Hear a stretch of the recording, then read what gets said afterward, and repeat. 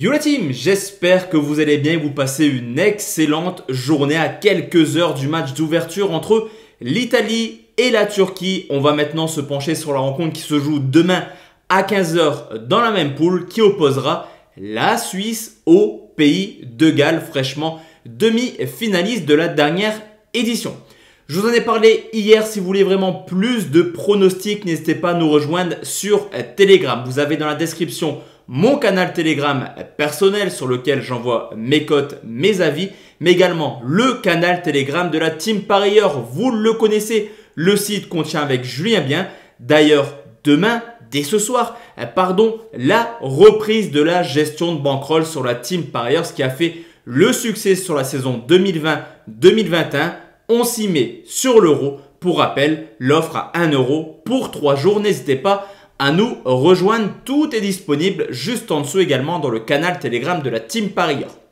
Pour demain la team, je vous l'ai dit, on va parler du Pays de Galles qui reçoit la Suisse, le deuxième match de cette poule. Et on le sait, les 3 premiers peuvent potentiellement se qualifier. On aura donc des matchs assez hachés, je pense, par moment.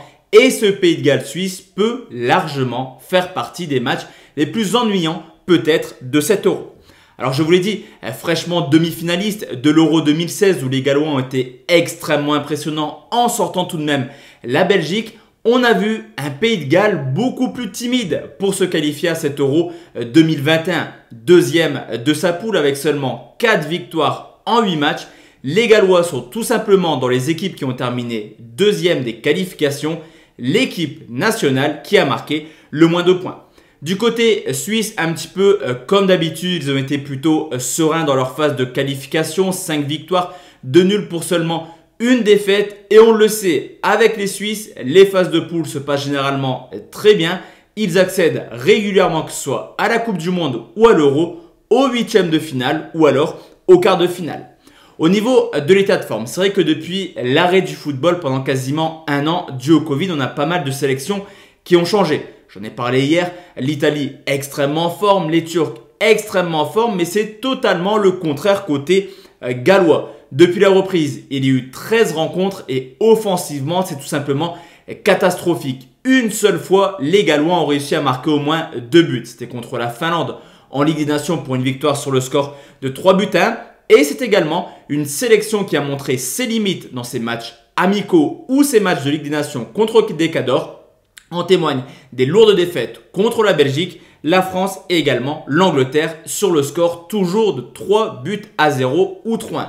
Ce qu'on peut également constater, c'est qu'il y a eu un turnover après ce match amical contre la France.